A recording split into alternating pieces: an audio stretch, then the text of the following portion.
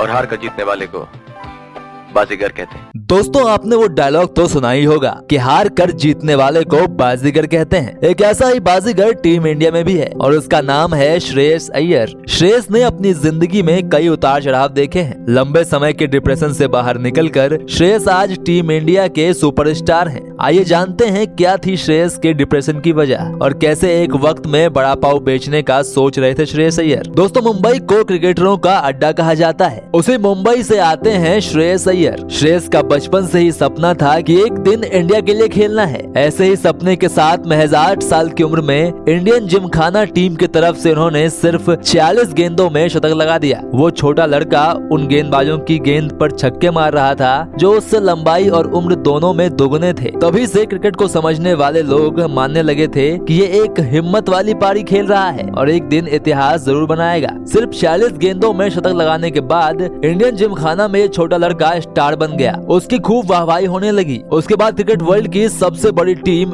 India में इस लड़के ने सफलता के नए कीर्तिमान रच दिए। लेकिन ये सब इतना आसान नहीं था। श्रेयस बचपन से ही क्रिकेट से जुड़ गए क्योंकि उनके पिता संतोष अय्यर के मन में ये चीज शुरुआत से ही चलने लगी थी कि अपने बेटे को क्रिकेट के लिए तैयार करना है। लेकिन जब 11 साल के श्रेयस क्रिकेट की कोचिंग लेने के लिए पहुंचे तब उन्हें यह कहकर निकाल दिया गया कि अभी तुम्हारी उम्र ही क्या है, अगले साल आना। लेकिन श्रेयस के पिता संतोष अय्यर श्रेयस का एक दिन भी जाया नहीं होने देना चाहते थे, तो उन्होंने श्रेयस को वर्ली स्पोर्ट्स क्लब ज्वाइन करवा दिया। शिवाजी पार्क जिमखाना पहुंचकर श्रेयस की मुलाकात होती है प्रवीण आमरे से। प्रवीण आमरे ही उनकी असली मंजिल थे। वैसे भी प्रवीण आमरे की देखरेख में जो खिलाड़ी आया वो निखर गया, चाहे अजिंक्य रहाणे हो या फिर रॉबिन उथप्पा। अब नंबर था इंडिया के लिए एक और नया खिलाड़ी तैयार करने का। ये जिम्मेदारी प्रवीण आमरे ने बखूबी निभाया। प्रवीण आमरे की देखरेख में जूनियर क्रिकेट में श्रेयस अय्यर कमाल कर रहे थे। लेकिन साल 2009 उनके लिए बहुत बुरा साबित हुआ। महज 16 साल की उम्र में फॉर्म ने साथ छोड़ दिया।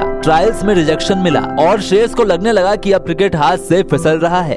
ये उनके करियर का वो फेज था जिसमें कि वो क्रिकेट को भूलकर हार मान बैठे थे। जब काफी मैचों में श्रेयस का बल्ला नहीं चला तो वो डिप्रेशन में जाने लगे। लेकिन बाजीगर जैसा लड़का हार कर बैठा इसलिए था कि दोबारा उठकर जीत सके। सो उसके बाद वो स्पोर्ट्स साइकोलॉजिस्ट के पास गए। साइकोलॉजिस्ट के पास इलाज के बाद धीरे धीरे श्रेयस का कॉन्फिडेंस वापस आने लगा और वो इस कदर लौटा कि देखते ही देखते वो मुंबई अंडर 19 टीम के कप्तान बन गए। सफर और आगे बढ़ा तो श्रेयस को भारत की अंडर 19 टीम में भी चुन लिया गया। साल 2014 में यूएई में आयोजित अंडर 19 वर्ल्ड कप में श्रेयस अय्यर ने 3 मैचों में 2 की मदद से 161 रन बनाए। अंडर 19 वर्ल्ड कप के अलावा उसी साल श्रेयस यूके दौरे पर गए। ट्रेंट ब्रिज टीम के लिए अच्छा प्रदर्शन किया। 3 मैच खेले और 99 की बैटिंग एवरेज से 297 रन ठोक दिए। एक मैच में तो उन्होंने 171 रनों की पारी भी खेली। बस यहाँ से चढ़ा ग्राफ आगे चढ़ता ही गया। अब श्रेयस को मुंबई के लिए फर्स्ट क्लास डेब्यू कराया गया। यहाँ भी 50+ की एवरेज से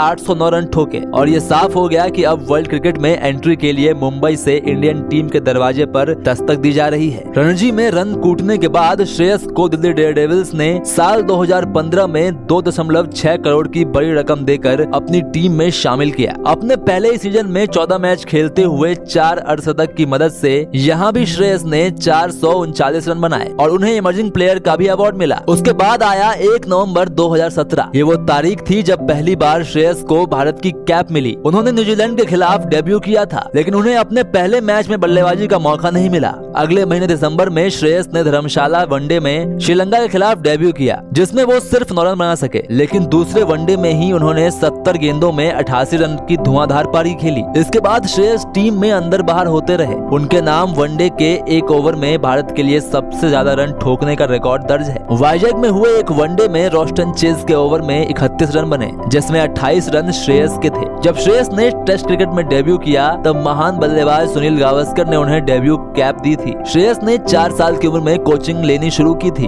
उसके बाद डिप्रेशन से लड़े। टीम इंडिया में शामिल होने के बाद लगातार चोट से जूझते रहे लेकिन हिम्मत नहीं हारी, जिसका नतीजा ये रहा कि अब वर्ल्ड कप में वो तहलका मचा रहे हैं। इंजरी ने उन्हें वक्त वक्त पर परेशान किया है लेकिन लेकिन हर बार वो इंजरी को हराकर सामने खड़े हो जाते हैं। एक मुंबईकर होने के कारण श्रेयस अय्यर को भी वड़ा पाव का बड़ा शौक था। श्रेयस का दिन इसी से शुरू होता था और कई बार रात वड़ा पाव से खत्म होती थी। इसलिए एक इंटरव्यू में श्रेयस ने कहा था कि मेरे मन में हमेशा से ही यह बात थी कि अगर मैं क्रिकेटर नहीं बना तो मुंबई में ही वड़ा पाव का स्टॉल लगाऊंगा। खैर उसकी नौबत नहीं आई और आज श्रेयस टीम इंडिया से खेल रहे हैं और पूरे क्रिकेटिंग वर्ल्ड पर राज कर रहे हैं। दोस्तों आज के लिए बस इतना ही। कैसे लगी आपको ये जानकारी हमें कमेंट करके जरूर बताएं।